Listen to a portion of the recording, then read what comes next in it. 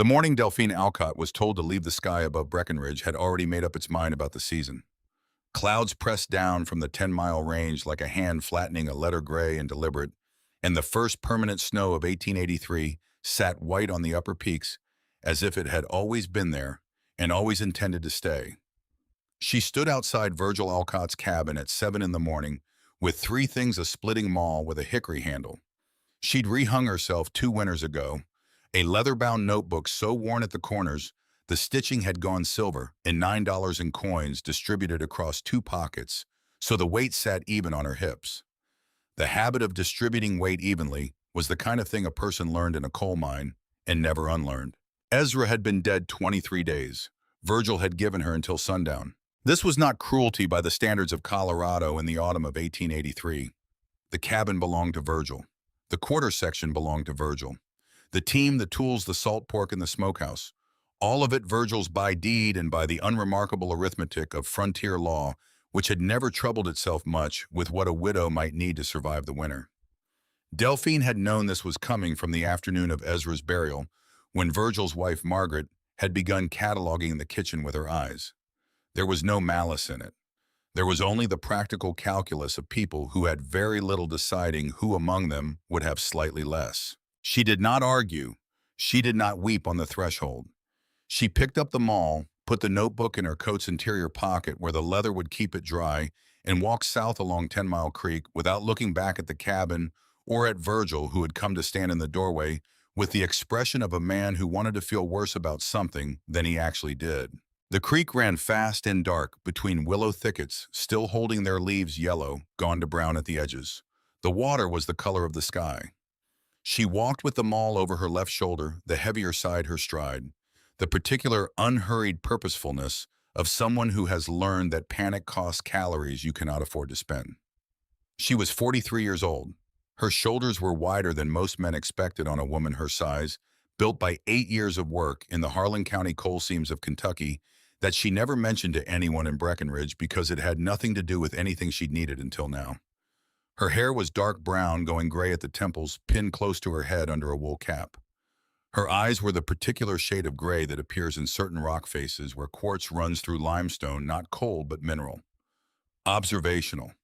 The kind of eyes that measured things without announcing the measurement. The problem as she walked was not shelter. She could assess shelter. The hillsides above 10 Mile Creek were threaded with rock outcroppings, and she'd seen enough natural formations in 20 years of frontier living to know that the right hillside could do most of a wall's work for free.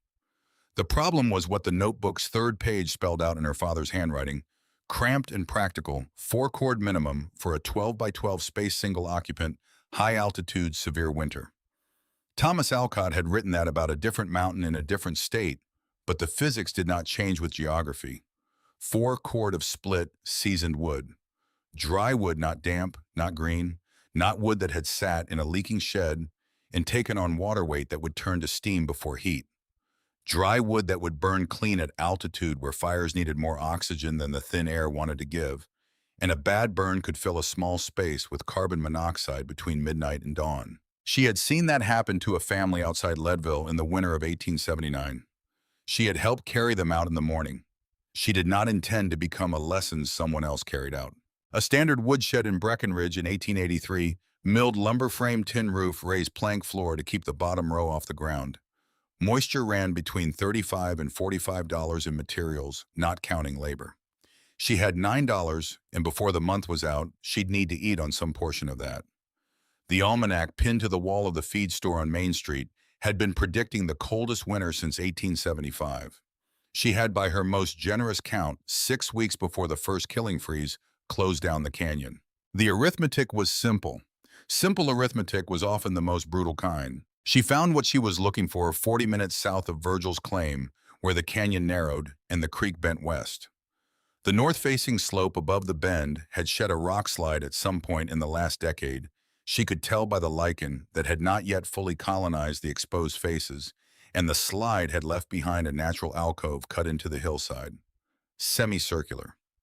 Roughly 11 feet across the mouth, 6 feet deep, where the back wall of undisturbed rock curved inward. The exposed stone face bowed like the interior of a barrel, smooth enough that it would hold applied material without a frame.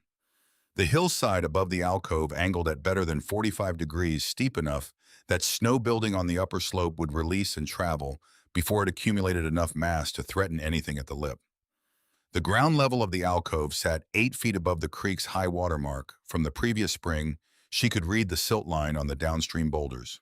Come April, when 10 Mile Creek ran brown and violent with snowmelt, this spot would stay dry. She stood in the mouth of the alcove for 4 minutes without moving, looking at it the way her father had taught her to look at a new section of the mine before the first cut read, "What's there before you decide what to add?" The rock smelled of iron and cold water. The creek noise came in muffled, already filtered by the bend in the canyon. A woodpecker was working somewhere in the ponderosa above her, the drumming, irregular prospecting. She set the maul against the alcove's right wall and opened the notebook. The notebook was not a journal. It had never contained a single entry about her feelings, or the weather, or what she'd eaten. It was 40 years of accumulated technical knowledge, beginning with her father's entries from the 1840s mine shaft. Bracing diagrams drawn with the stubby carpenter's pencil, he kept behind his ear notes on timber selection for underground load-bearing sketches of arch configurations that distributed lateral pressure without center supports. Margin annotations in a hand that had gotten shakier over the decades, but never less precise. When Thomas Alcott died in 1871, Delphine had kept working and kept adding. Her handwriting was different from his smaller, more compressed, the letters of someone who'd learned to conserve paper, but the methodology was the same. Observe, measure, record. The notebook held notes on adobe brick curing rates from a winter she'd spent in New Mexico territory. It held a sketch of a dry stack stone wall technique she'd watched an old Appalachian farmer build that shed water for 30 years without mortar. It held the formula her father had used to make wattle daub that didn't crack in freeze-thaw cycles. Creek clay, dried grass, livestock, manure, water, in proportions she could now mix by feel. She found the page she wanted, a sketch of a bent sapling arch from a section her father had written about temporary mine entrance covers, structures that needed to be built fast from available material with no hardware, and that needed to hold against external pressure from multiple directions. The principle was the same one that made a Roman arch stronger than a flat lintel: distribute the load through the curve. Let the geometry do the structural work that expensive material would otherwise have to do. Her father had written in the margin in his most emphatic hand-green wood bends, "Dead wood breaks. The curve you force into living timber today is permanent tomorrow if you anchor both ends before the wood remembers what shape it wants to be." She closed the notebook, put it back in her interior pocket, and picked up the maul. She walked back north along the creek to Harlan Pruitt's claim, where Pruitt ran a small sawmill operation and kept a buck saw hanging on the exterior wall that he lent to neighbors on the understanding it came back by sundown sharpened. She took the buck saw off the wall, left her maul leaning in its place as collateral, and went to work. The creek bottom grew dense with willow and young cottonwood, nothing wider than 4 inches at the base, everything still carrying enough moisture in the cambium to bend rather than split under lateral force. She cut 12 saplings, each 14 feet long, each approximately as thick as her wrist, thick enough to hold a curve under load, thin enough to arc without cracking. She cut them with the efficiency of someone who knew exactly what she needed and was not interested in any wood that didn't meet the specification. The buck saw moved in long, controlled strokes. Her breathing was steady. 2 men from the Summit Lumber Company staging area, 200 yards upstream, watched her without approaching, which suited her. Back at the alcove, she drove 2 stakes into the ground at the mouth 11 feet apart, using a flat rock as a hammer.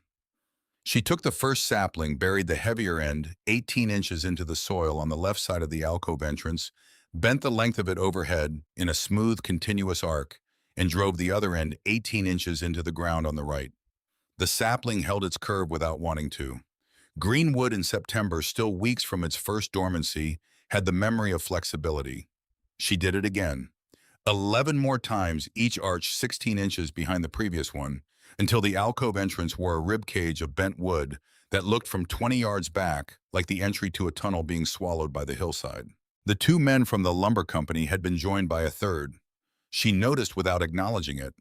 She returned the buck saw to Pruitt's wall and recovered her maul before the light changed. That night, she slept under a canvas tarp stretched between two ponderosa pines 40 yards from the alcove, close enough to hear if anything disturbed the saplings, far enough to avoid the cold that pooled in the creek bottom after dark. She lay on her side with a notebook against her chest, listening to the creek and to coyotes working the far ridge, and she did not think about Ezra or Virgil or the winter. She thought about taper. The willow shoots she'd need for the weaving would have to taper thicker at one end than the other, because a uniform thickness would create uniform stiffness, and uniform stiffness would mean the woven wall had no give, no ability to absorb the lateral flex that wind would apply. Her father's mind-bracing notes had addressed this. She fell asleep with the solution already forming. Calhoun Briggs came at 2 in the afternoon on the second day. He was 58 years old, built like a man who had spent decades making decisions about how much weight a given structure could bear before it failed, which was exactly what he had done as a construction engineer for the Union Pacific Railroad from 1865 to 1879. His hair had gone fully white, cut close at the sides, and he carried himself with the particular erect posture of someone who had given orders on job sites for so long that the posture had become biological. He pulled his hat off when he spoke to a woman, which was the one social nicety he performed without variation. "Mrs. Alcott?" His eyes moved across the sapling framework with the same involuntary assessment that a doctor's eyes moved across a patient, not rude, just occupational. "That's an interesting structure you're building." "It's a woodshed, Mr. Briggs." "A woodshed." He studied the arched ribs, which had already begun to set the wood accepting its new curve as if it had grown that way. "No walls, no roof, no floor." "Not yet." He was quiet for a moment, and she recognized the quality of the silence. It was the silence of a man running numbers, not the silence of a man deciding how to be polite. He named the problems in order of severity. Cottonwood and willow would not hold a snow load. The first substantial storm would flatten the framework. Before she'd added any weight-bearing capacity, the mouth of the alcove faced slightly southwest, which would expose it to the prevailing wind pattern coming off Boreas Pass. He spoke precisely without condescension, as if he were reviewing a subordinate's design submission. Every objection was structurally literate. Delphine waited until he finished.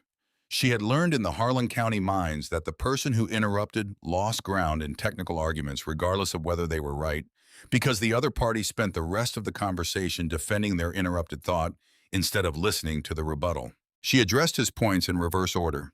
The southwest exposure was why she'd chosen a natural alcove rather than a freestanding structure. The rock mass behind and above would absorb and moderate temperature fluctuations, reducing the thermal differential that drove condensation inside conventional woodsheds. The snow load problem was answered by the slope angle of the hillside above. At 46 degrees, accumulation would release before it built to a threatening depth, and the curved profile of the roof she intended to build would shed what did accumulate rather than holding it in a flat plane. The willow and cottonwood framework was not meant to be the primary structural element. It was a form over which she'd build the actual load-bearing surface, the same way mineshaft supports used temporary greenwood frames to hold space while the permanent bracing was fitted. Briggs listened. She could see the recalibration happening in his face, not capitulation, but the specific adjustment of a mind encountering information that didn't fit its existing model and deciding to update rather than reject. "The weaving," he said finally. "You're planning to close the walls with woven material. Willow shoots, horizontal over-under through the vertical frame. Same principle as a wicker basket built at architectural scale. It'll leave gaps, which I'll close with daub. Creek clay dried grass rendered fat or manure as a binder. Packed into the weave from both sides, layered until the wall is 3 inches thick. It'll breathe enough to prevent moisture buildup inside while blocking wind and water from outside." Another silence longer than the first. He put his hat back on. "I've seen that method fail on exposed structures. The clay cracks in hard freeze. It cracks when the mix is too pure. Clay alone has no tensile strength. It shrinks unevenly when it dries, and the freeze-thaw cycle opens the cracks. The grass fiber and organic binder hold the shrinkage even. My father worked out the proportions in Kentucky. I've tested variations of the formula twice since then." She said it without heat or defensiveness because it was simply true, and truth didn't require decoration. Briggs looked at the framework. He looked at the notebook she'd set on a flat rock beside her work area, not touching it, just registering that it existed and that it was old. He looked at the hillside above the alcove, reading the slope angle himself, arriving at the same number she had. "I'll tell you plainly, Mrs. Alcott," he said. "If this works, it's better than what most people in this canyon have for wood storage. If it doesn't work, you'll have no recourse before the freeze. I'm aware of both outcomes." He nodded once, replacing his hat, and walked back toward the lumber staging area. He did not look convinced, but she noticed that he walked more slowly on the return than he had on the approach, which meant he was still thinking, which was all she'd needed from the conversation. Josiah Tanner appeared on the third day without announcement or preamble. He was a big, quiet man who ran the smithy on the east end of Breckenridge's Main Street. Tennessee-born, 50 years old, with hands so callous they looked like a different material than skin. He stopped at the edge of the alcove and watched her weave willow shoots through the vertical frame for 15 minutes in complete silence. Not the silence of someone waiting to speak. The silence of someone who understood that some work required watching before it required anything else. Then he put down the burlap sack he'd been carrying, reached inside, and took out a pair of heavy wire nippers and a coil of thin iron wire. He went to the junction points where the arched saplings met the ground stakes and began reinforcing them, wrapping the wire in tight, opposing spirals that locked the wood against the anchor points without requiring hardware he'd have charged for. He didn't look at her while he worked. She didn't explain what she was building or thank him for coming. They worked within 6 feet of each other for 3 hours and exchanged nothing except the occasional spatial negotiation of two people sharing a work surface, a slight shift of angle, a hand momentarily withdrawn to give the other person clearance. When the light started to fail, Tanner stood, put his tools back in the sack, and left. He had reinforced 14 junction points. The framework was measurably stronger. She tested 3 of the anchor points after he was gone and could not move them by hand, where before she could detect a slight give. She made a note in the notebook about the wire gauge he'd used because it was lighter than she would have chosen and held better, which meant he knew something she didn't about the specific stress pattern at that joint. Among those who paused to watch in the early days were Walt Cruz, who had a silver claim on the North Fork, Herb Dolan, who ran the mail route to Frisco, and a farmer from the Blue River Flats named McRae. None of them spoke on those first visits. They looked, they left, and they came back, which in the language of practical men in a working community meant they were taking the measure of something they hadn't yet decided what to do with. Cecily Drummond, a widow of 61, with a hip that had never healed correctly after a fall 2 winters prior, watched from the creek path on the 4th morning and nodded once before continuing toward town. Delphine noted each of them without acknowledging the noting because the accounting mattered even when the outcome was uncertain. By the end of the 4th day, she had 3 feet of woven willow wall, closing the bottom third of the alcove's mouth, curving smoothly from the rock face on both sides toward the center. The weave was tight enough to block wind, but porous enough to allow the slow circulation of air that would keep moisture from concentrating inside. Her fingers had cracked at every knuckle joint, and the willow's natural tannins had stained her hands the color of old saddle leather. She wrapped the worst of the cracks with strips cut from a worn cotton shirt and kept working. The daub work began on the 5th day after the woven wall had reached 5 feet. She spent the morning at the creek bank with a flat-bottom bucket mixing the clay she'd located in a deposit 30 yards upstream, gray-blue fine-grained with enough plasticity that it held a thumb impression without crumbling. She mixed in dried creek grass cut to 2-inch lengths, working it through the clay by hand until the fiber was distributed evenly. Then added 2 double handfuls of horse manure from the stable behind the Summit Hotel, where the hostler let her take what she needed from the pile behind the corral. The resulting mixture was the color of wet charcoal and smelled of earth and organic matter and the particular mineral sharpness of unweathered clay. She loaded it into the bucket and carried it to the alcove. She packed the daub into the willow weave from the inside, pushing it into the interstices with her knuckles, then smoothed the exterior surface with a flat piece of shale, working from the bottom up in overlapping strokes that compressed each layer against the one below. The wall she was building would be 3 inches thick when finished, not as thick as a log wall, but thicker than milled lumber siding. And unlike either of those materials, this wall would move with the structure when temperatures swung 40 degrees overnight, which they would regularly from November through March. Her father had written in the notebook in one of his longer margin annotations, A wall that cannot flex will crack. A wall that cracks lets in water. Water in winter is the enemy of everything you have built. He had been talking about mine shaft linings and wet coal seams, but the principle did not distinguish between underground and above. On the morning of the sixth day, Briggs came back. He came without announcement, which was different from his first visit when he had walked up in the deliberate manner of someone intending to conduct an assessment. This time he came the way a man comes when curiosity has gotten ahead of his dignity. He stopped at the mouth of the alcove and looked at the partially daubed wall for a long time without speaking. She was working on the upper section, standing on a ladder she'd improvised from 2 straight pine poles and 6 cross pieces lashed with rawhide, and she did not climb down. "The curve on the arch is holding better than I expected," he said finally. The phrasing was careful, not better than it should, which would imply the design was flawed, but better than I expected, which only admitted a limitation in his own prediction. It was the kind of precision she associated with people who had built things and watched them fail and learned to be exact about what they knew versus what they had assumed. "Green wood sets in 3 days if both ends stay anchored," she said. "The curve becomes structural after that. It's not holding the shape anymore. The shape is the wood's natural state now." He absorbed this. "Your father taught you this." It was not quite a question. She had not mentioned her father to him. "His notebook." She nodded toward the flat rock where it sat. "He was a mine timberman in Harlan County, Kentucky for 30 years.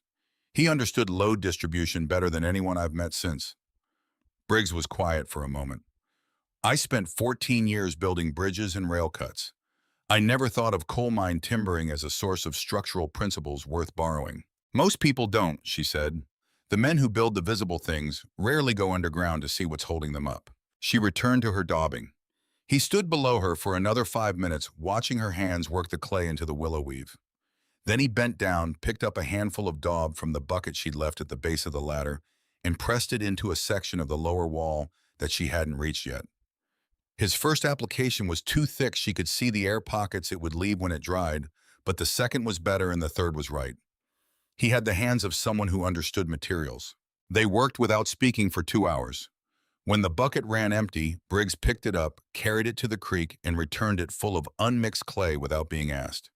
She noted the ratio he'd used. He'd added more water than she would have, which would make the mix easier to work but slower to cure.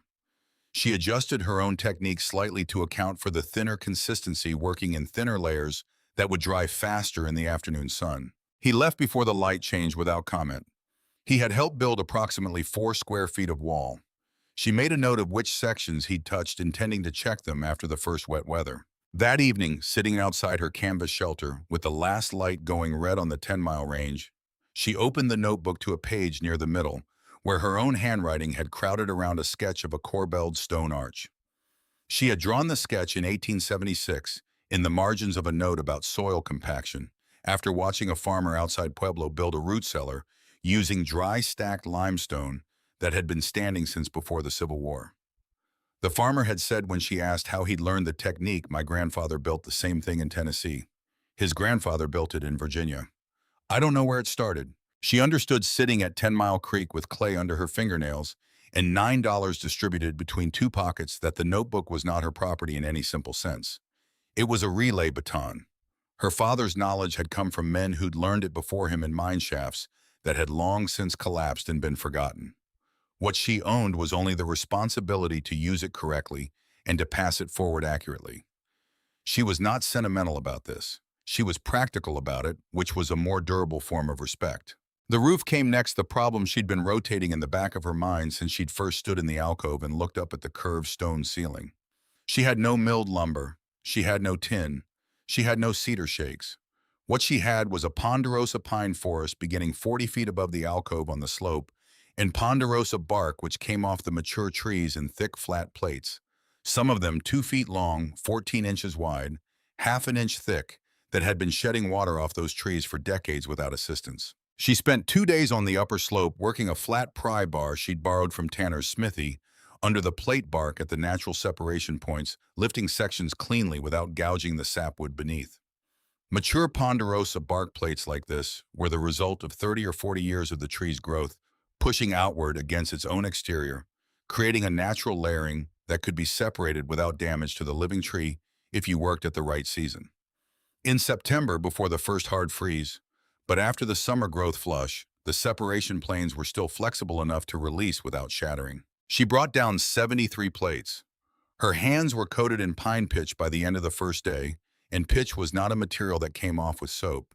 She worked it loose with rendered fat and coarse sand, which left her palms feeling raw and clean simultaneously, the way surfaces feel when they've been stripped to what's actually there. The plates went on the arched frame like shingles overlapping by 4 inches, each one pinned at the upper edge with 2 bent willow pegs driven through pre-punched holes.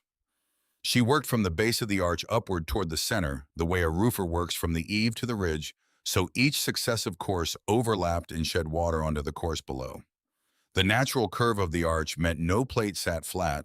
They all bent slightly to conform to the profile, which actually improved the water shedding, because there were no flat spots where pooling could begin.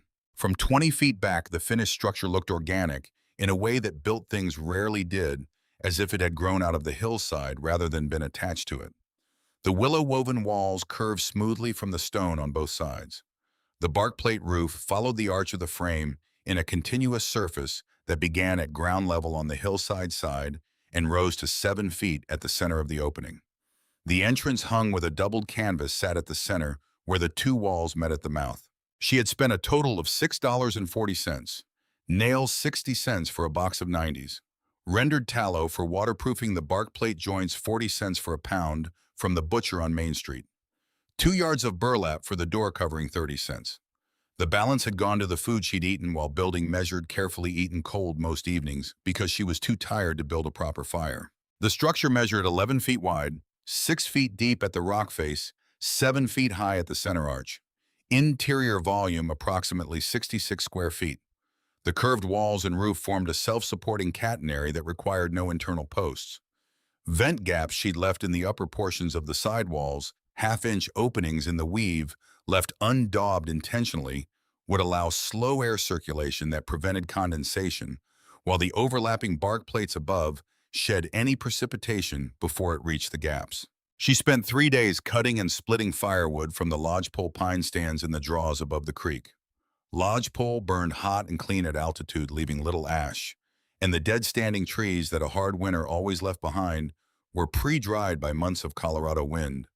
Moisture content down to where she needed it, which her father's notes put at 12 to 16% for clean combustion. She split the rounds with the maul in the particular rhythm she'd learned before she was old enough to understand why the rhythm worked 2 strikes to find the grain 1 strike on the seam, the wood opening along its own internal geometry rather than against it. Her palms blistered on the first day, drained and re-blistered on the second, calloused hard by the third. She stacked the splits inside the woodshed in a deliberate pattern. Large pieces on the bottom for stability, smaller splits elevated for airflow. Everything angled 2 degrees off horizontal, so any moisture that entered would drain toward the walls rather than pooling in the wood grain. By the 1st of October, she had 3.5 cords stacked to within a foot of the ceiling, with just enough space to move inside and retrieve pieces from any section of the stack. Then she waited. She did not have to wait long. The first real test came on the morning of October 3rd, when the sky above the 10-mile range went the particular flat gray-white that meant weather was moving, not approaching already here, already committed. By 8 in the morning, the temperature had dropped to just above freezing, and the wind was pulling at her canvas shelter with serious intent. By noon, the rain was coming in sheets off the Continental Divide, driven on 40-mile-an-hour gusts that found every gap in every structure on the flat ground near the creek.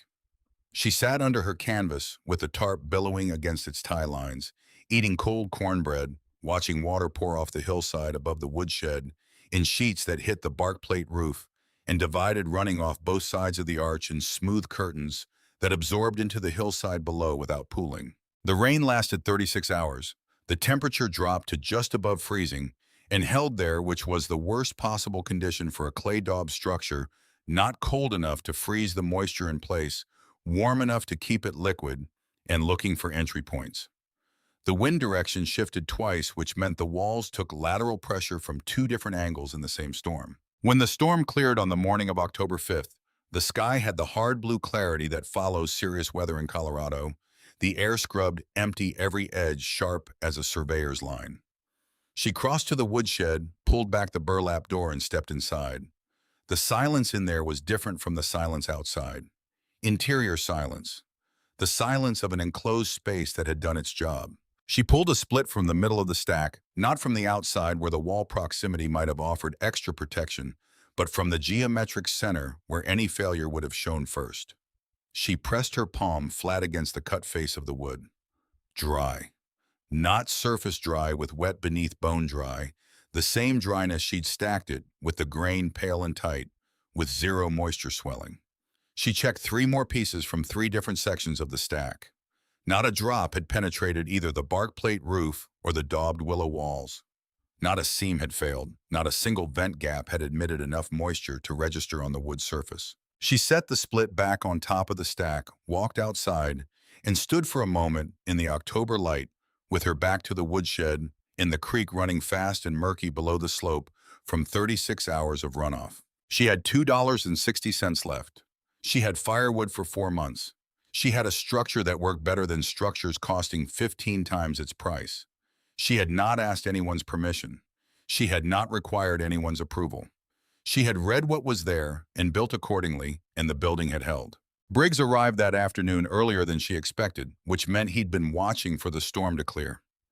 He stood at the door of the woodshed for a long time, examining the exterior walls, pressing his thumb against the daubed surface in several places to test for softening.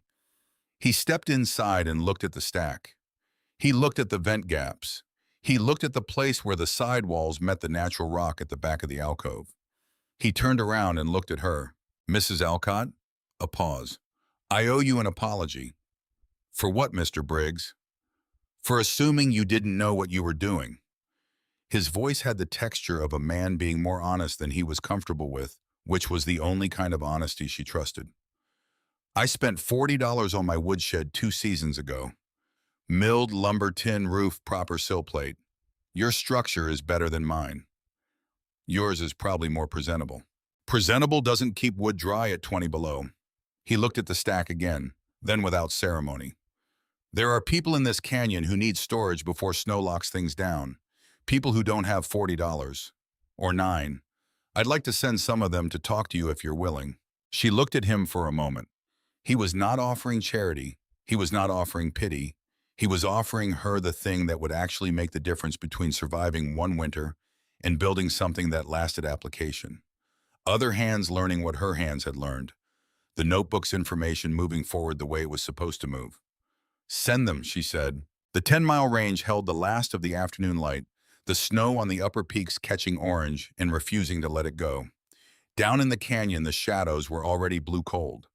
Somewhere in the ponderosa above the woodpecker she'd heard on her first day at the alcove was still working the same irregular drumming, unhurried, convinced of its purpose.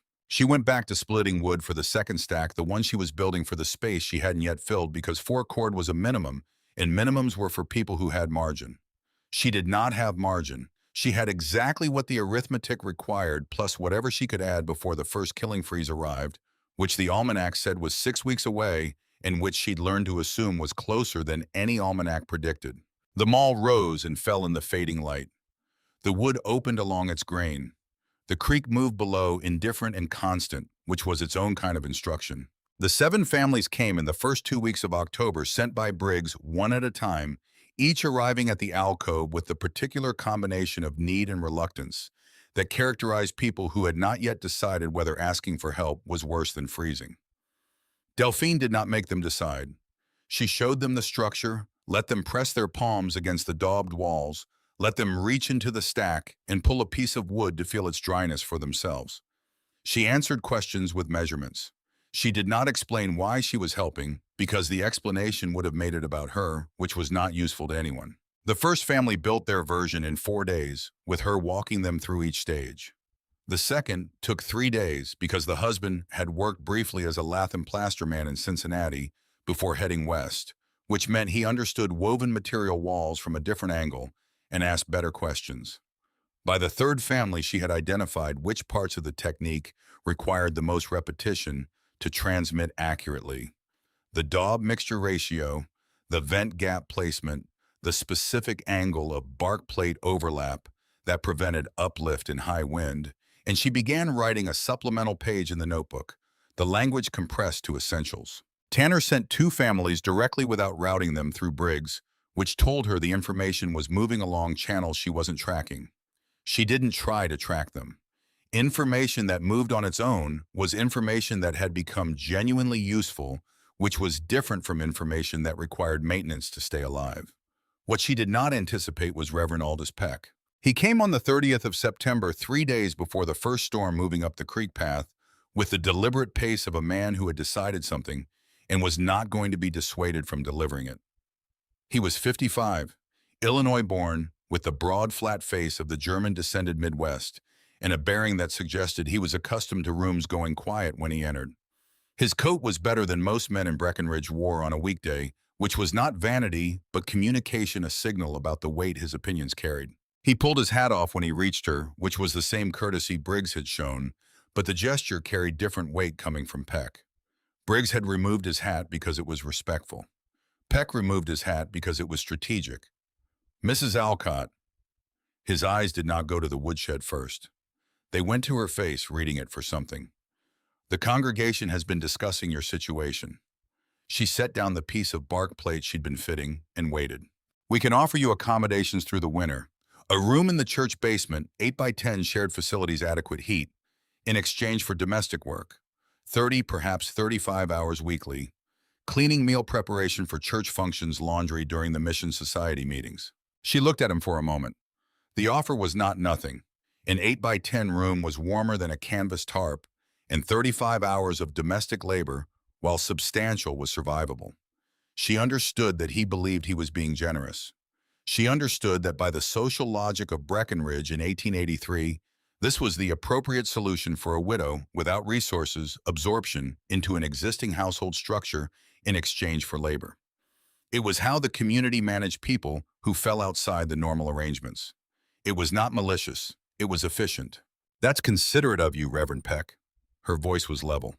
What time would the 35 hours be scheduled? He named the distribution: mornings on weekdays, full days on Saturdays for Mission Society events, Sundays after service for cleanup. She ran the arithmetic. 35 hours in the slots he described would consume every working hour of daylight from Monday through Saturday. The firewood she'd been cutting for the seventh family, the supplemental notes she'd been adding to the notebook, the second cord of personal supplies she still needed to build against a longer than predicted winter. None of it would be possible. Pride is a sin, Mrs. Alcott, and the phrasing carried the smoothness of something said many times from a pulpit, and a woman in your position. Wasting what you've been given is also a sin. She said it without raising her voice, without sharpening her tone, the way her father had taught her to correct a mistaken calculation, not with heat, but with precision. I've been given two functional hands, 40 years of hard-won knowledge, the capacity to build things that work, the ability to teach others to build them. Spending that in a church basement scrubbing floors is a kind of waste I'm not prepared to commit. Peck looked at her with the expression of a man recalibrating the nature of the conversation he'd walked into. His eyes moved to the woodshed the first time he'd looked at it directly, then back to her face. This structure, and there was something careful in his phrasing, is not appropriate. A Christian woman of standing does not excavate burrows in a hillside. It's a woodshed. She let the simplicity of the correction do its own work. My dwelling is 20 feet east. She had broken ground on the dugout 2 days prior. It was not yet habitable, but Peck didn't need that information. He studied her for another moment with the look of a man who had expected a different conversation. He replaced his hat. When this fails, the congregation's offer may not remain open. Her answer came not from bravado, but from the same place all her decisions came, from the clear-eyed assessment of what she actually knew versus what remained uncertain. Then I'd better make sure it doesn't fail. He left, moving at the same deliberate pace he'd arrived with. She watched him go, then turned back to the bark plate she'd been fitting, because the work did not stop because a man had expressed doubts about it.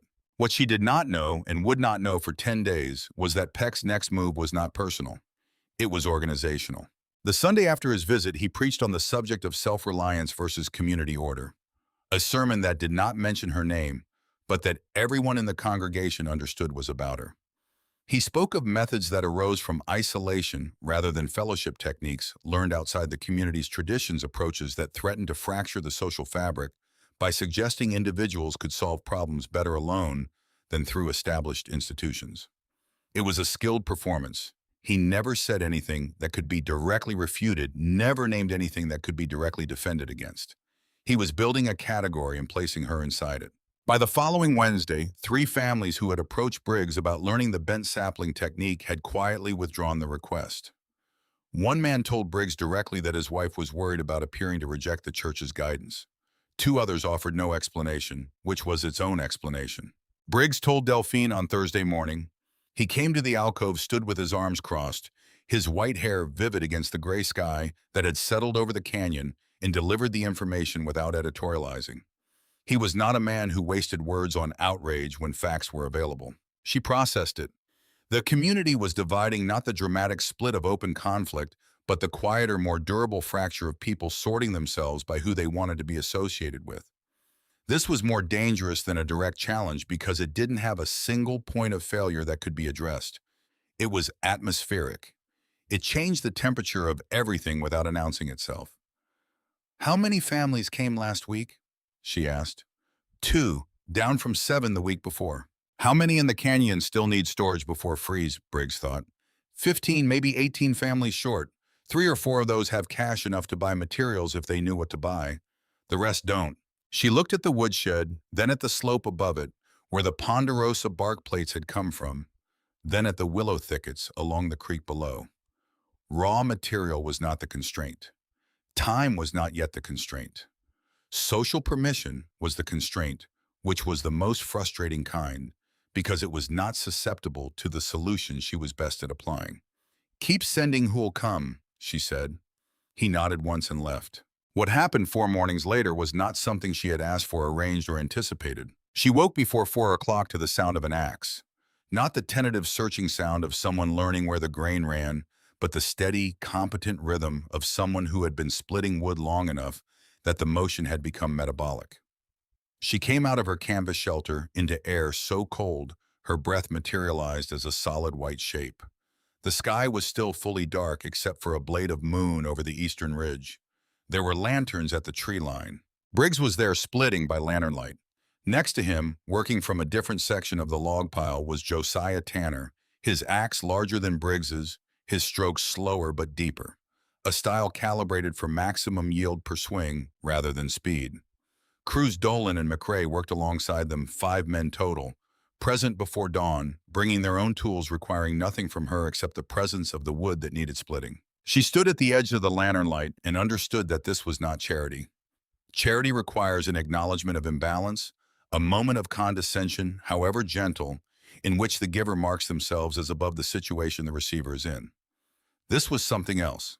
This was 5 men who had individually decided that what she was doing had value sufficient to warrant their time, and who had arrived without coordinating with her because they were not coordinating with her. They were acting on their own judgment. The distinction was not sentimental. It was structural. She was not the recipient of their goodwill. She was the occasion for their decision. She picked up her own maul and went to work on the far end of the log pile without a word spoken to anyone. They split wood until the light made the lanterns redundant, then until mid-morning, then until the log pile was reduced by a cord and a half and stacked in the woodshed, and in a second covered area she'd been building against the rock face to the east of the main structure. When they were done, Briggs straightened up, rolled his shoulders, looked at the stacked result. He gave a single nod in her direction. She nodded back. The 5 men collected their tools and left. The entire event had contained fewer than 20 words of spoken exchange. She sat on a log afterward and looked at her hands. The callousing had gone thick enough now that new blisters formed below the old layers, pressure injuries in the tissue beneath rather than at the surface. She flexed her fingers until the stiffness loosened. Her right shoulder had developed a grinding sensation in the 3rd week of work that had not resolved, and this morning it had sharpened from background noise to something that required management. She made a mental adjustment to her splitting form, more elbow, less shoulder rotation on the follow-through, and noted in the notebook that the structural adjustment would cost her some force per swing, which meant more swings per cord, which meant more time. She was making these calculations on the morning of October 19th when Deputy Marshal Frank Odom appeared at the alcove. Odom was 40, rangy, with the look of a man who had taken his current position because it offered more stability than the alternatives, rather than because he had any particular conviction about law enforcement. He carried a folded paper in his left hand and held it slightly away from his body, the posture of someone delivering a document they'd prefer not to be associated with. Mrs. Alcott, a pause in which he appeared to be looking for a way to preface what he was carrying. He didn't find one. There's been a complaint filed regarding this structure. Alleges it's been constructed without proper authorization on public land within the town's informal boundary. She looked at the paper he was holding. Is there a formal ordinance governing storage structures on hillside public land in Summit County? Odom's jaw shifted slightly. The complaint cites general statutes regarding unauthorized land use. Which statutes, specifically? Another pause. That's a matter for the magistrate to... Mr. Odom. She kept her voice the same temperature it had been throughout. I've been in this canyon for 11 years. I know there's no codified ordinance about storage structures on public hillside land because there's never needed to be one. This complaint is a mechanism, not a law. I'd like to know who filed it. Odom looked at the paper. He looked at the woodshed. He looked at the slope above it with an expression that suggested he'd been hoping the structure would be more obviously problematic when he arrived. Briggs appeared at the top of the creek path at that moment, moving at a pace that indicated he'd seen Odom coming from the lumber staging area. What followed was not a confrontation. It was a technical conversation conducted in the language of property rights and jurisdictional precedent, with Briggs providing the structural argument 14 years of dealing with railroad land use disputes had made him fluent in exactly this vocabulary, and Delphine providing the specific knowledge of Summit County practice. Odom was not a stupid man. He understood within 10 minutes that the complaint rested on no specific legal foundation and that proceeding on it would require a magistrate hearing that would publicly expose its origins. He folded the paper back into his coat pocket and stood for a moment with the expression of a man deciding how to exit without losing what dignity the visit had left him. I'll report that the situation requires further review, he said, which meant nothing. He left moving quickly enough that the pace itself was a communication. Briggs watched him go. His jaw was set in the particular way of a man who has won something, but finds the victory insufficient compensation for the fact that the fight was necessary. Peck, she said, not a question. The complaint was filed through a third party, but the timing and language match his rhetorical style closely enough. Briggs paused. He won't stop at one attempt. I know. She turned back to the woodshed. I'm not building this to win an argument.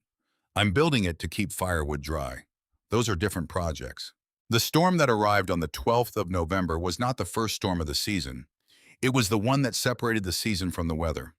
The distinction was recognizable before it arrived, a pressure change that came through the day before, the kind that made the mules in Pruitt's corral restless and sent the jays up into the higher timber.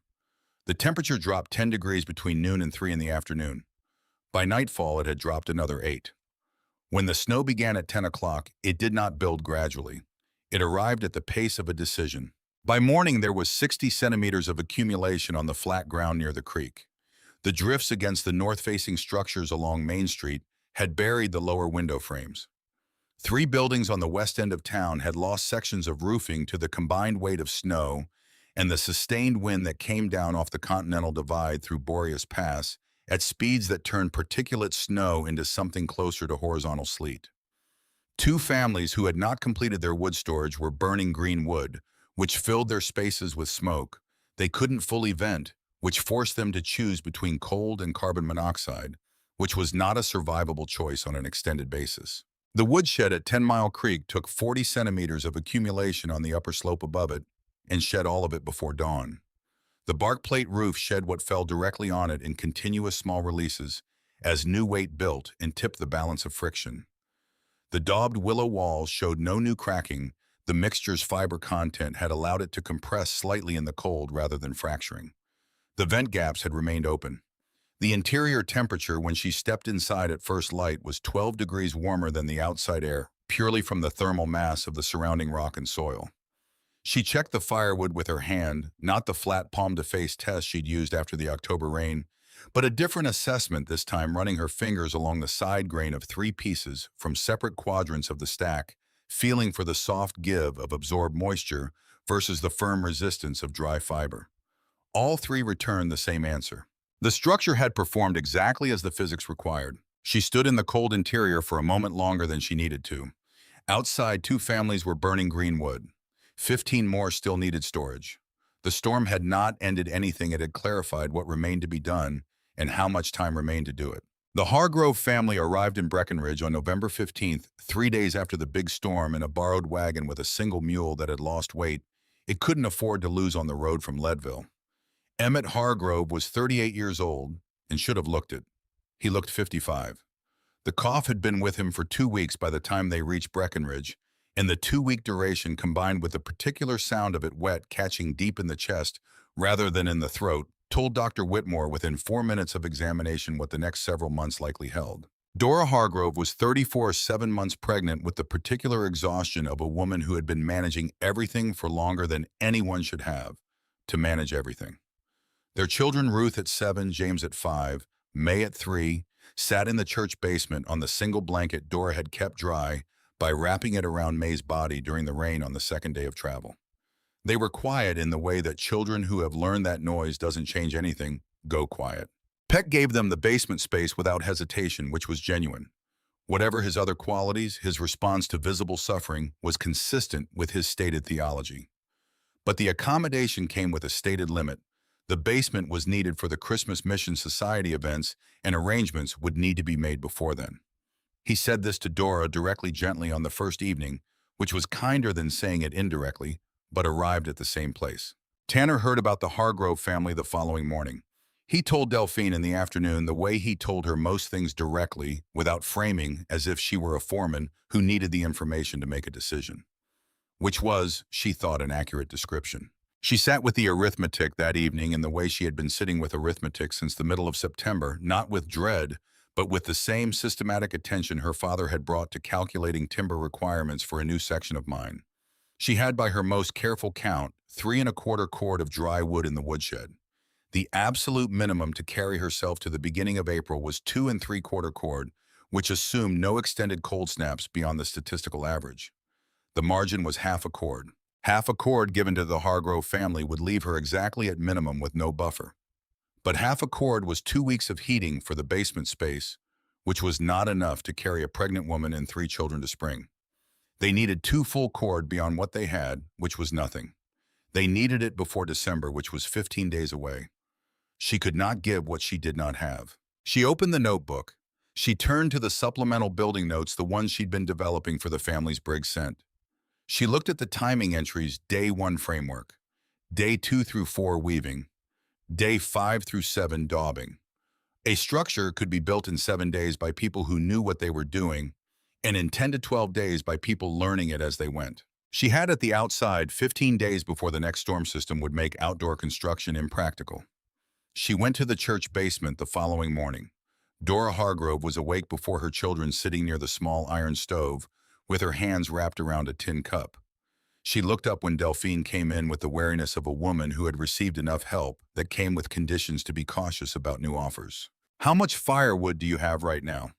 Direct the way she'd learned to open every practical conversation with people in difficult circumstances, not easing into the subject, but entering it immediately, because preamble, consumed time and time, was the actual scarce resource. Enough for perhaps 10 days if we're careful. Dora's voice was steady in the way that voices go steady when steadiness is the last thing being held together. Emmett can't cut more in his current state. I've been told there are men who sell split wood, but the prices, you don't need to buy it. I need help with 2 additional storage structures I'm building before the hard freeze. Stacking work. Your children can do stacking. A week's work from Ruth and James earns you 2 weeks of splits delivered and stacked. Does that seem like a fair exchange? Dora looked at her for a long moment. The look contained recognition not of Delphine specifically, but of the thing Delphine was doing, the geometry of an offer constructed to be receivable without cost to the receiver's sense of themselves. Her eyes were gray-brown, the color of creek silt in low water, and they were not naive. You don't actually need the stacking help, Dora said. I need the stacking help, Delphine said. I have more wood than time. Your children are old enough to work and young enough that working will do them good right now. Both of those things are true. One of them was entirely true. The other was true enough for the purpose it was serving, which was to allow a woman with her husband's cough ringing in the next room to accept something her family needed without it arriving as pity. She had learned in 20 years of frontier living that dignity accepted was more durable than dignity preserved at the cost of survival. That seems like a fair exchange. Dora's voice had something in it that was more specific than gratitude, the particular relief of a person who has been handled carefully at the moment they most needed careful handling. Delphine also told her what she'd decided the previous evening. Dora should bring the children to the dugout shelter, not the basement, for sleeping.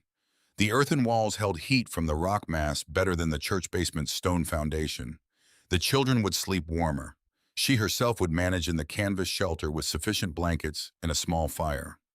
She framed it as a thermal efficiency calculation, which it was among other things. Dora did not argue. She was past arguing with practical truths. Ruth, James, and May came to the woodshed site every afternoon for the following 3 weeks. Ruth was old enough to understand the stacking logic, large pieces as a base. Smaller pieces elevated the slight angle of each row, and she absorbed it with the focused attention of a child who has been in enough precarious situations to understand that learning useful things is not the same as doing schoolwork. James worked by example, following Ruth's lead, slower but consistent. May was too young for the stacking itself, but she gathered the small bark chips that fell from the splitting and carried them to the kindling pile in a small burlap bag Delphine cut down to child size, which was genuinely useful. Delphine cut the splits. The children stacked. By December 15th, the Hargrove family had 2 cord of dry wood in a corner of the church basement that Peck had, without comment, made available for the purpose. He had also stopped mentioning the deadline about Christmas. Emmett Hargrove's condition did not improve. The cold was the wrong environment for what was happening in his lungs, and the right environment did not exist within reach. Dr. Whitmore came twice a week, managed what could be managed, said nothing he didn't know to be true. Emmett spent his better hours sitting near the iron stove with a blanket across his shoulders, and on the days his fever ran low enough, he came to the door of the church basement and watched the canyon's light change on the 10-mile range. She visited on the afternoon of December 22nd, bringing a pot of bean soup because she had made more than she needed, and the reason she had made more than she needed was that she had intended to bring it. He was awake, more alert than he'd been on her last visit, with the particular clarity that sometimes preceded a final decline and sometimes preceded genuine temporary recovery, and it was not always possible to know which. His voice came out rough and carrying more weight than the words themselves. "Do you believe in God, Mrs. Alcott?" She pulled the stool closer to where he was sitting. She thought about the question with genuine attention because he deserved a genuine answer rather than the reflexive one. "I believe in physics," she said at last. "Earth holds heat. Dry wood burns clean. Good people help each other survive." She paused. "Those are the things I know are true." He was quiet for a moment, looking at the iron stove's glow through the vent holes, orange light moving in an irregular pattern that was almost organic. "Sounds a lot like faith," he said, and the phrasing carried something that was not argument. It was the sound of a man finding unexpected agreement in an unexpected place. "Maybe it is," she said. Neither of them spoke further for several minutes, and the silence had the quality of shared presence in a difficult location, not pretending the difficulty wasn't there, not trying to resolve it with language, just remaining present within it. She had sat in mine shafts during blasting delays with men she barely knew, waiting in the dark for the all clear, and those silences had had the same quality. The silence of people who have stopped negotiating with circumstances they cannot change. She left the soup on the shelf near the stove. She walked back up the creek path in the failing December light, the canyon walls going purple above the tree line, the creek running low under a skin of shelf ice at the edges. The woodshed was visible from the path, the dark curve of its bark plate roof against the lighter stone of the hillside, the structure sitting in the landscape, the way things that belong to a place sit, not imposed but continuous with the ground it came from. She had 12 families left who needed storage before February by Briggs's latest count. Her right shoulder had progressed from a grinding sensation to a specific pain that arrived at the top of each splitting stroke and stayed for 30 seconds after. She had been modifying her technique incrementally, redistributing the load to her left side, her core, her legs. There was a limit to how long that redistribution could hold. She sat down that evening with the notebook open to a clean page and wrote out what she needed, the remaining families organized by urgency. She developed a revised teaching sequence, stripping out the detailed explanation of why each step worked in favor of exactly what to do, in what order, to what specifications. The understanding could come later when people had time for it. Right now, they needed the capability. She wrote for 2 hours by tallow candle. The flame burned steady in the windless interior of the dugout, and outside the 10-mile range held the cold without complaint, as it had held every winter before this one, and would hold every winter after. Emmett Hargrove died on the 8th of January, 1884, at 4:17 in the morning, with Dora's hand in his, and the iron stove burning clean on wood his children had helped stack. The death was not a surprise. By that point, Dr. Whitmore had stopped speaking in terms of recovery, sometime in the third week of December, shifting his language to the careful, precise vocabulary of a man managing time rather than outcome. What surprised Delphine when Tanner came to tell her at first light was the specific weight of the news despite its predictability. She had known it was coming.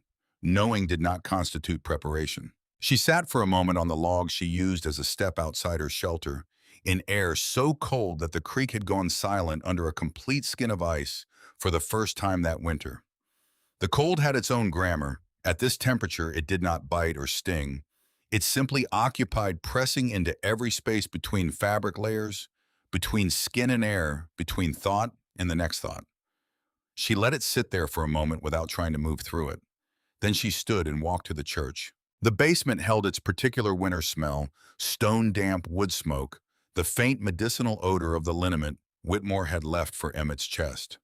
Dora was seated in the chair beside the cot, where he still lay, her posture, not collapsed but settled, the posture of a woman who had been holding something up for a long time and had just set it down, not in relief, but in the particular exhaustion that comes after sustained effort ends.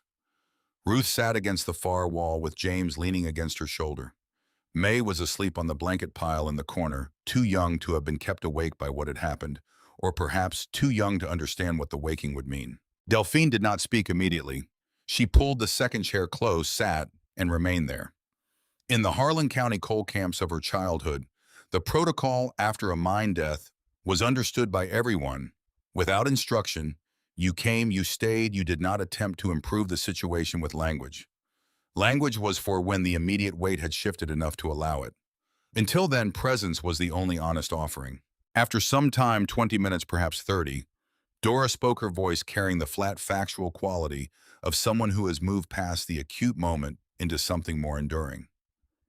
He was afraid the children wouldn't remember him right, not what he looked like, how he was. Delphine considered this. What was he like? Stubborn about the wrong things, generous about the right ones. A pause. He believed people were basically worth helping. He held on to that longer than most men do. She looked at Ruth, still awake against the wall, listening with the focused stillness of a child who understood she was receiving something important. He was right about that, Delphine said. The believing part, the evidence supports it. It was not consolation. It was testimony, which was more durable. She left when the light came up because there was work that the day required, regardless of what the day had brought, and sitting longer would have begun to serve her need for the act of sitting rather than Dora's need for anything.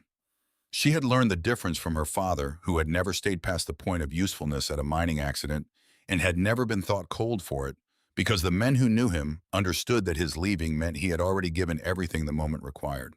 The second storm of serious consequence arrived on January 14th, a week after Emmett's burial in the Breckenridge Cemetery on the hill above the Blue River Flats. This one came from the northwest rather than straight down off the Continental Divide, which gave it a different character, less pure snow, more ice pellets. In the initial hours, a wind that found the horizontal gaps in structures rather than simply pressing down on them from above. 2 more families lost partial roofing. A barn on the eastern edge of town collapsed under accumulated weight, losing 4 horses that could not be gotten out in time, which was the kind of loss in a working community that ramified outward through spring and planting season in ways that wouldn't be fully counted until May. The woodshed at 10 Mile Creek shed the ice pellets as cleanly as it had shed everything prior. The bark plate overlap that had seemed like excess caution in October proved its justification. Now ice pellets, unlike snow, could penetrate gaps that snow bridged over, and the 4-inch overlap left no gap wider than a quarter inch anywhere on the roof surface. She had been at 11 families taught and built before the January storm.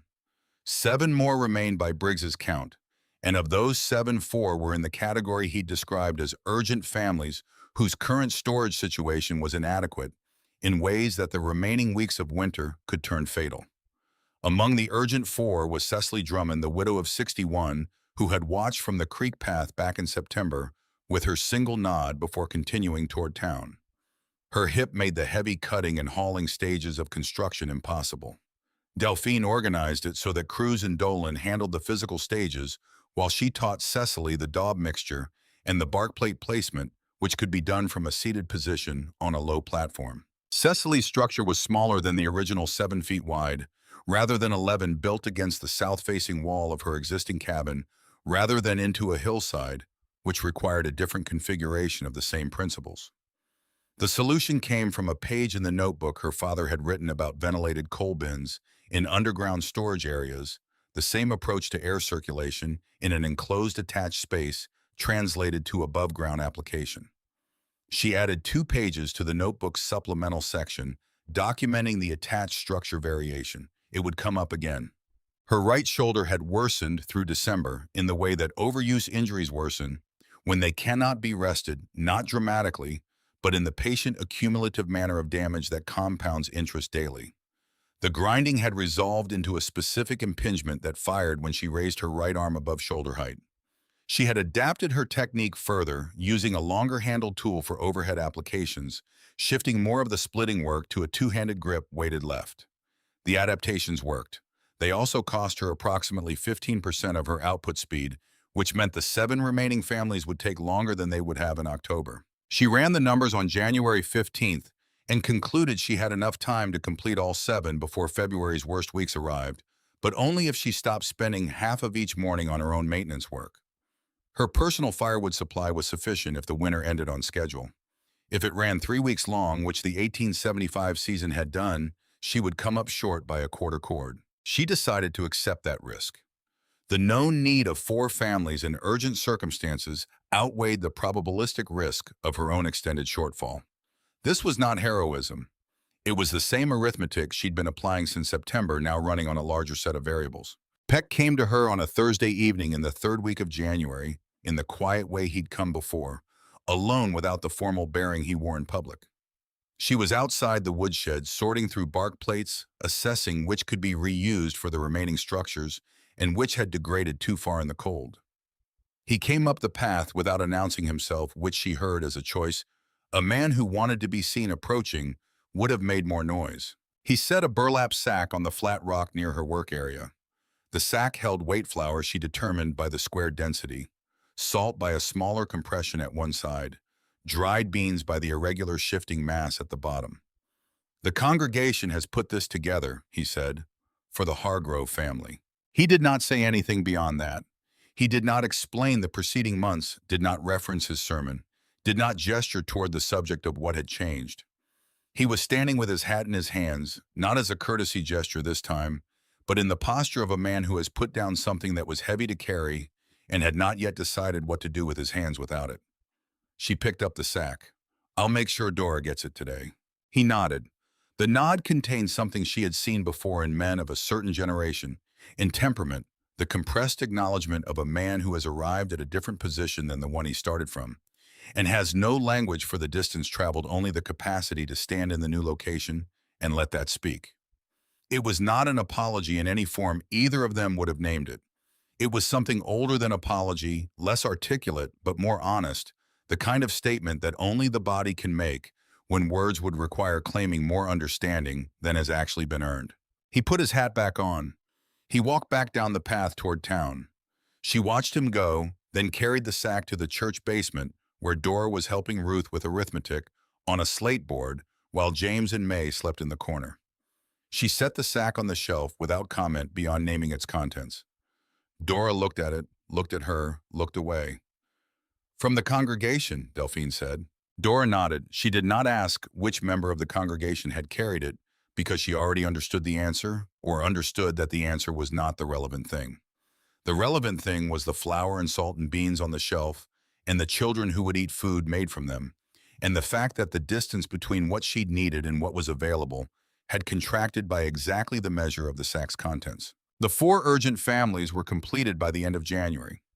The 3 remaining families finished their own structures with less direct help. Briggs walking them through the framework stages, Tanner providing tool support for those without adequate equipment, Delphine available for the daub work, which remained the stage most sensitive to technique. By the 1st of February, by her count, in Briggs's 43 families in Breckenridge and the surrounding canyon had functional wood storage built on the bent sapling principle. The adaptations that Briggs and Tanner had contributed, the attached structure variant she'd developed for Cecily Drummond, a lower profile version that crews had worked out for a cabin site with limited hillside access. These had branched the technique into a small family of related solutions, each suited to a different set of site constraints. She recorded all of them in the notebook's supplemental section with sketches and measurements and notes on which modifications addressed which specific conditions. The notebook was running out of blank pages for the first time since her father had handed it to her. Deputy Marshal Odom came on the 12th of February with 2 men she didn't recognize, not locals by their clothing. She was working on the final course of bark plate overlap on Cecily's attached structure. Briggs saw them coming from the lumber staging area and was at the alcove before they arrived, which told her his network of observation was better organized than she'd previously understood. Odom held a different paper than the first time. This one, he said, came from a county-level office, a formal inquiry about unauthorized structures on public land, citing a specific statute requesting documentation of any claim to the land in question. She had no documentation. She had never filed a claim. Before she could respond, Briggs began speaking. He spoke for approximately 4 minutes without interruption in the measured sequential manner of someone who had prepared his argument in advance. He cited the absence of any existing claim on the specific parcel. He cited the precedent of public land use for non-extractive purposes in Summit County going back to 1872. He cited the specific statutory language Odom had referenced and pointed out the provision within it that exempted temporary or non-permanent structures from the authorization requirement, then stated his technical opinion that a wattle and daub structure qualified as non-permanent under the statute's own definition. One of the 2 men Odom had brought, the younger one who had the look of a county clerk, was writing in a small leather notebook throughout Briggs's argument. When Briggs stopped, the clerk looked at what he'd written then at Odom with the expression of someone who had been sent to find a problem and has discovered the problem is more complicated than the person who sent him anticipated. Odom looked at the paper in his hand. He looked at the woodshed. He looked at the 11 men who had materialized at the top of the creek path during Briggs's argument. She counted them without obviously counting. Tanner was at the front. Behind him were crews Dolan McRae and 7 others she recognized from the families who'd built storage structures over the preceding months. They had come down the path without being called. They had positioned themselves without being organized. They stood without moving or speaking, 11 men in winter coats, with the particular stillness of people who have already decided something and are simply waiting for the other party to understand what has been decided. Odom folded the paper. He put it in his coat. He said with the careful precision of a man choosing the exact phrase that cost him the least dignity on exit, "The matter will be referred back to the county for further review." He turned and walked up the creek path, and the 2 men from the county office followed. The 11 men on the path parted to let them through. No one spoke. When Odom and his companions were 50 yards up toward the main road, Tanner turned around and looked at Delphine. She met his eyes. He gave a single nod.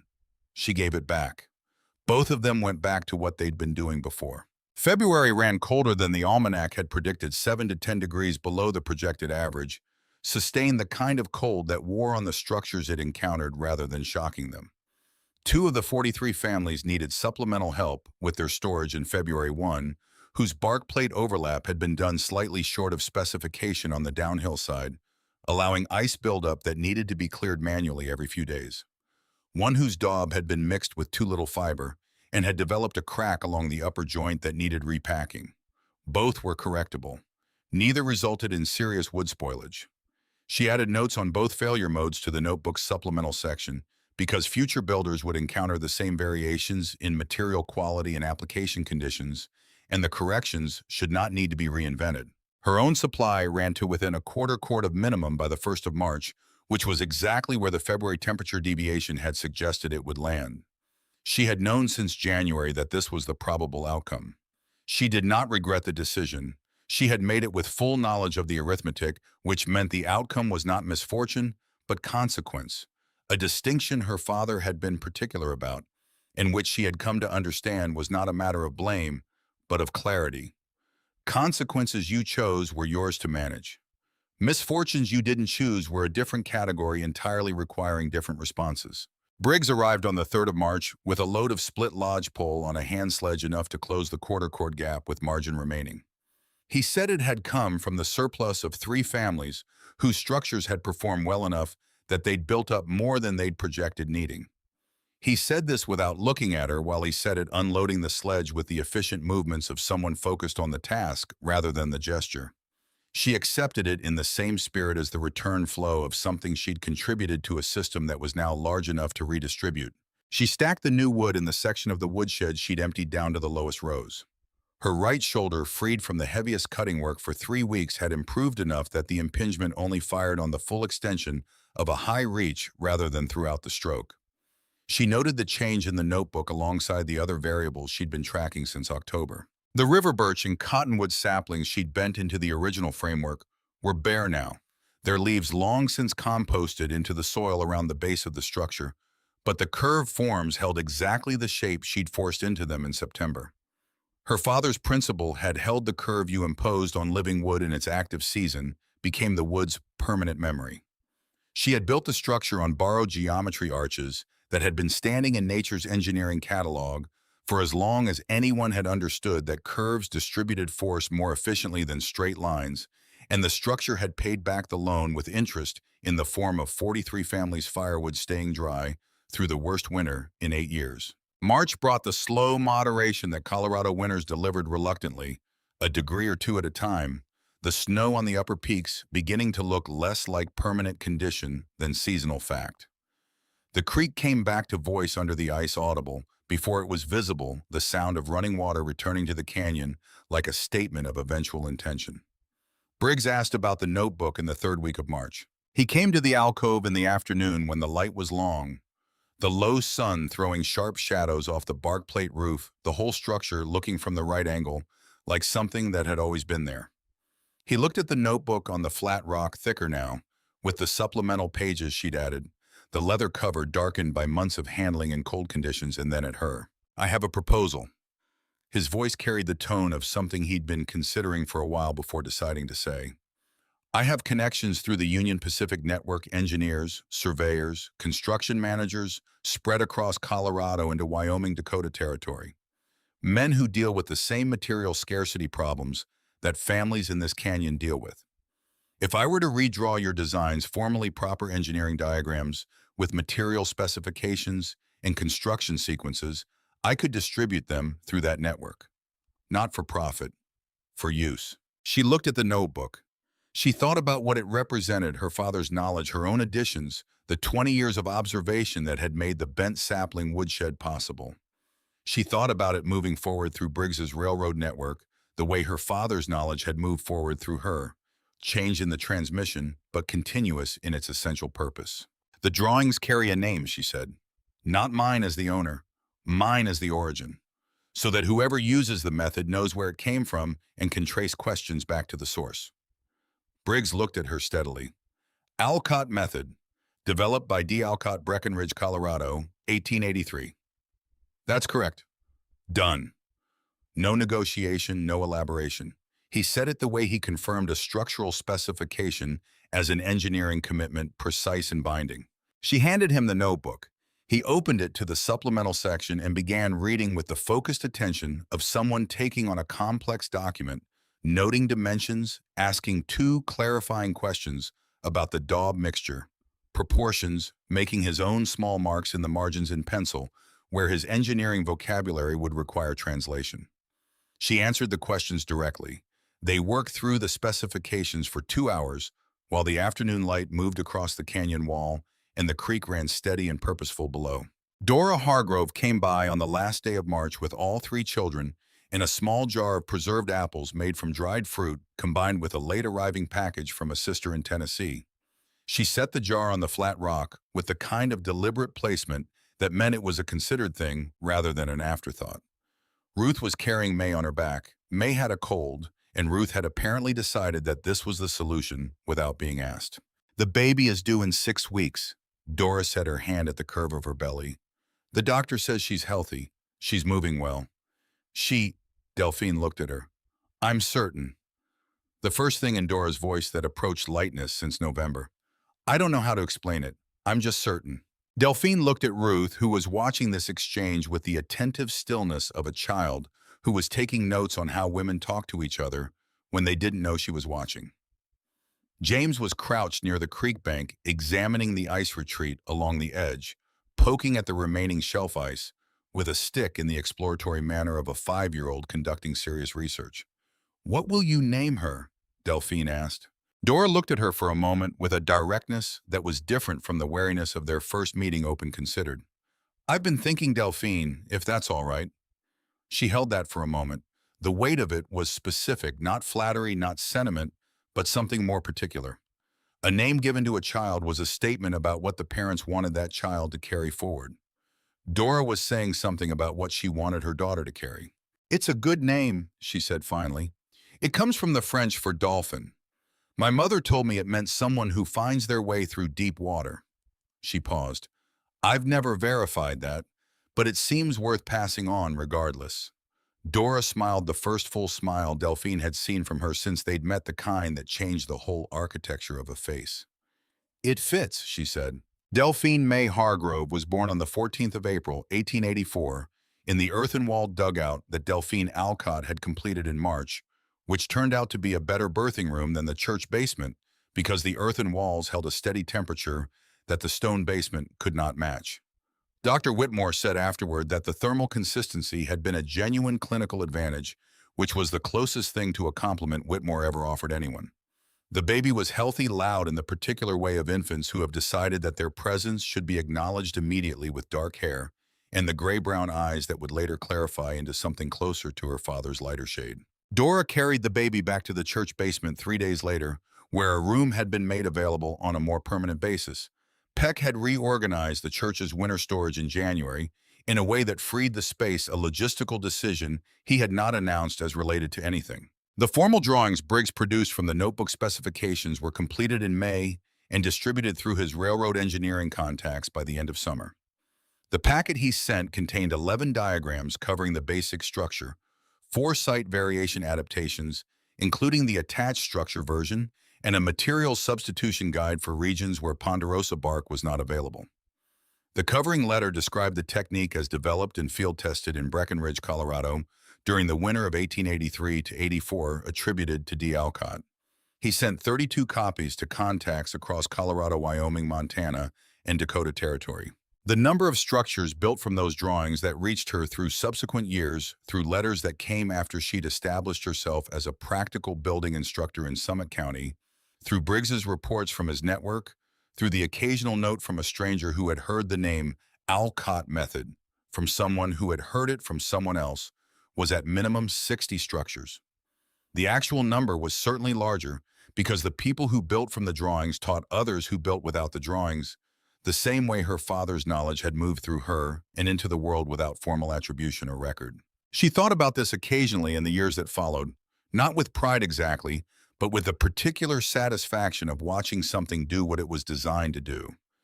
The method was not hers. She had assembled it from her father's notes, from her own experience from the specific conditions of a hillside above 10 Mile Creek in the autumn of 1883. It had never been property. It had always been information, which meant its value was realized in proportion to how widely it moved, not how closely it was held. The woodshed at 10 Mile Creek stood without significant degradation until 1911, when a minor rock slide from the upper slope brought down enough material to fill the alcove to the point where the structure's interior was no longer accessible. By that point, Delphine Alcott had been living in a proper timber frame house on the east side of Breckenridge for 6 years, the house purchased incrementally from her income as a practical building instructor over the preceding decade. She walked out to the filled alcove the week after the slide, stood at the lip of the debris field, looked at the curve of the bark plate roof still visible above the rock and soil. The arch was intact. The curved saplings had held their form for 28 years under Colorado conditions that included temperatures she no longer cared to remember from the far side of. She stood there for perhaps 10 minutes, then walked back to town. The federal census of 1900 listed her occupation as construction consultant and educator. By 1905, she had worked with 51 families, had trained 7 men who had gone on to teach the techniques themselves, had added 4 more complete sections to the notebook, now rebound in new leather because the original had finally separated at the spine, and had saved enough to purchase a 60-acre parcel on the Blue River Flats that she held without developing content to own it, as the kind of margin she'd never had in 1883. She never described herself as someone who had survived a winter. Survival implied that the winter had been the primary event and she the passive subject of it. The winter had been the condition, she had been the agent.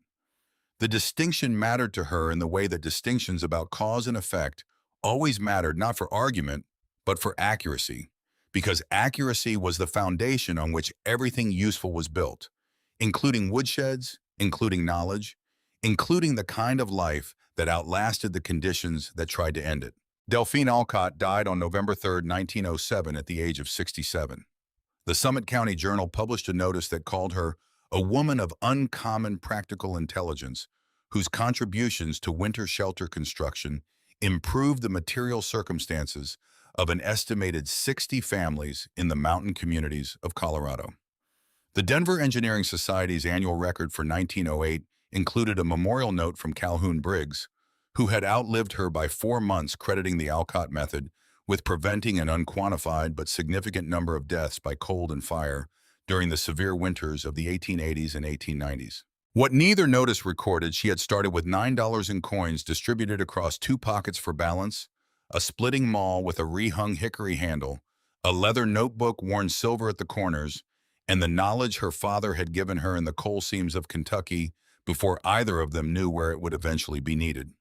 She had turned these materials into 43 storage structures in the winter of 1883 to 84, into 51 family consultations over the following 2 decades, into drawings that built 60 or more structures across 4 territories, into the name carried by a girl born in April of 1884, in an earthen-walled room that held steady temperature because the physics required it.